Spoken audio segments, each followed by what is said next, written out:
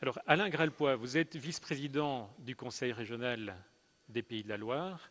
Si les Pays de la Loire étaient un pays européen, vous seriez sans doute le 10e pays par ordre de la population, donc je vais peut-être en choquer certains, mais vous êtes pratiquement le ministre de la Culture, parce que c'est le rang que vous auriez si le Pays de la Loire était un pays européen.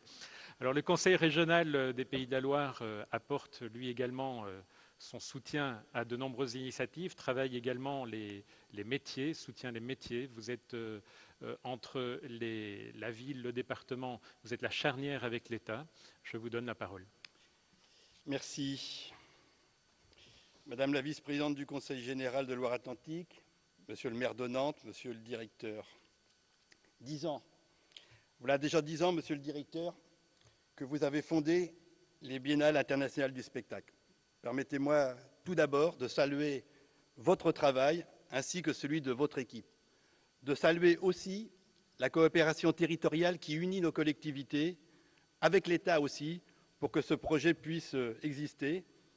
L'essence même de ces rencontres, c'est l'occasion d'être unis et réunis dans la diversité de nos métiers, de nos identités et de nos trajectoires professionnelles et personnelles, artistiques et esthétiques.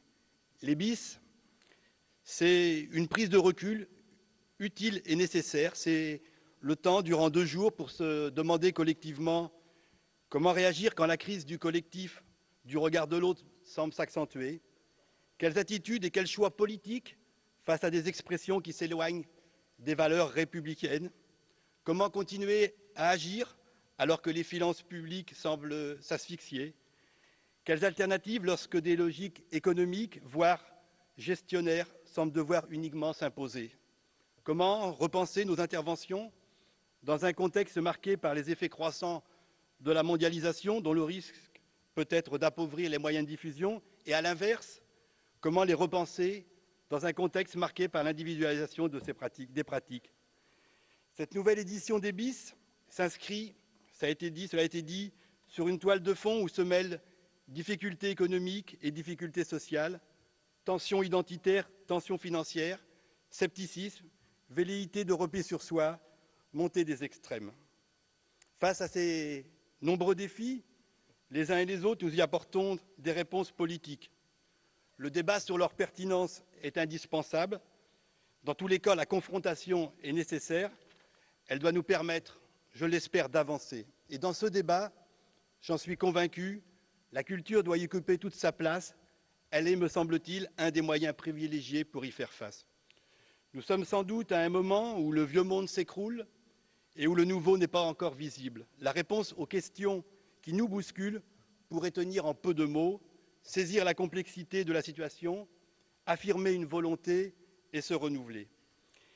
Et en ces temps de crise économique et sociale, démocratique et morale, qui peut nier l'importance de la culture, du rôle des créateurs, de l'existence sur nos territoires de lieux de diffusion et d'une action renouvelée peut-être, mais toujours indispensable pour aller encore et encore à la rencontre des publics?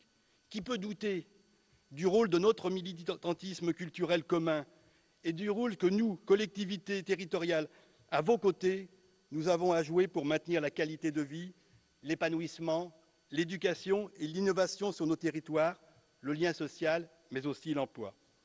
Nationalement comme localement, des études viennent confirmer l'importance des activités culturelles, notamment du point de vue économique. En tenir compte suppose un effort pour saisir la diversité des métiers et des activités artistiques et culturelles, qu'il s'agisse de création, de diffusion, de formation et de transmission. Cela suppose de prendre la nécessaire mesure du poids économique de notre secteur et d'en comprendre les forces et les faiblesses. En Pays de la Loire, une démarche d'observation reposant sur la participation et le partage avec les acteurs culturels et professionnels a été conduite. Dans le domaine du spectacle vivant, la filière repose sur le travail de plus de 1000 entrepreneurs de spectacle, de 465 salariés permanents et de plus de 2000 intermittents indemnisés. C'est une filière qui pèse dans notre région près de 436 millions d'euros. Mais elle repose aussi sur une prédominance de toutes petites structures fragile, d'un fort recours à l'emploi aidé, 40%, et d'une forte polyvalence des salariés. Alors, affirmer une volonté, c'est l'assortir des moyens nécessaires. Et en matière de culture, la dépense publique demeure un impératif. L'effort financier des collectivités est là pour en témoigner. De 2006 à 2010, la contribution des collectivités dans le champ culturel a augmenté de 12%, alors que tous les budgets locaux se contractent.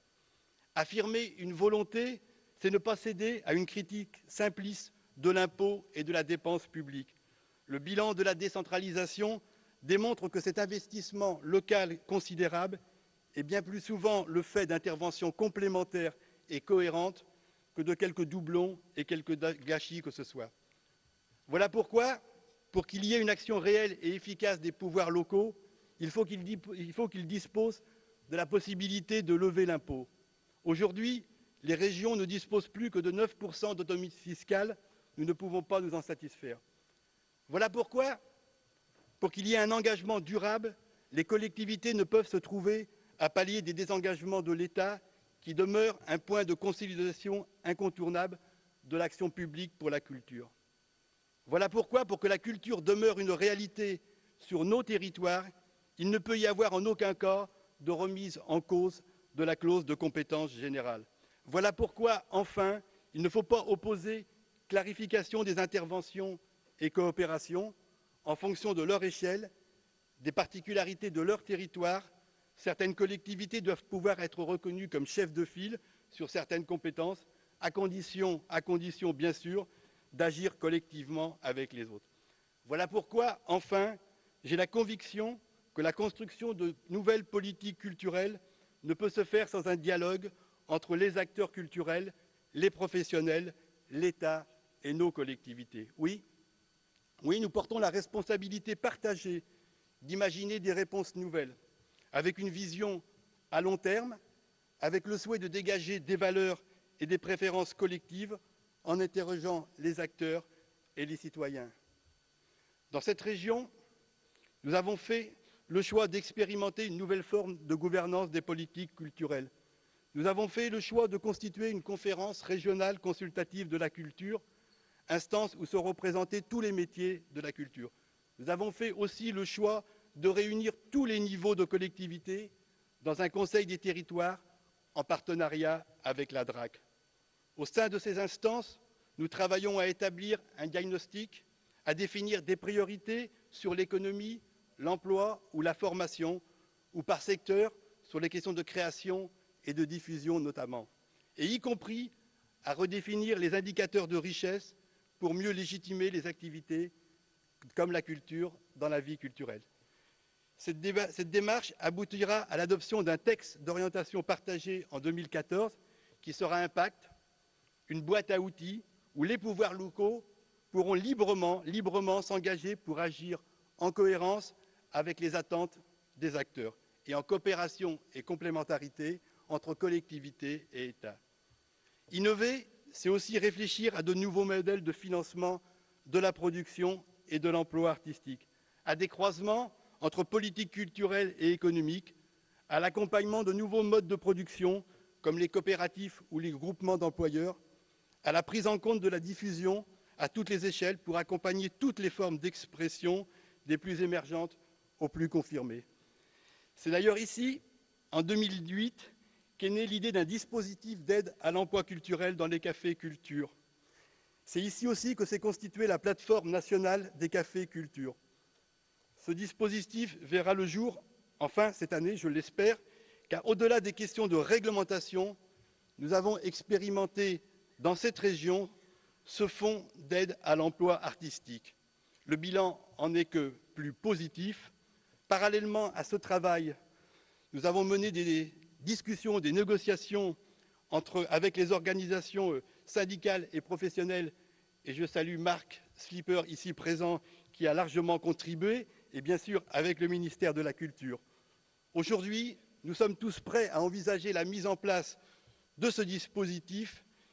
Innover, oui, c'est se refuser à la pensée du modèle unique.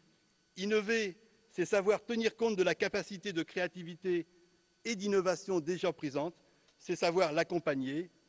Innover, c'est rechercher des réponses appropriées et au final, c'est un effort sur soi pour accepter de se réinterroger. C'est dans cet esprit, je l'espère, que nos échanges se dérouleront, en nous souhaitant que de ces 2 jours puissent émerger de nouvelles idées pour que l'art et la culture demeurent des secteurs de mouvement et d'inventivité. Je vous souhaite 2 jours passionnants et passionnés à Nantes. Je vous remercie de votre écoute.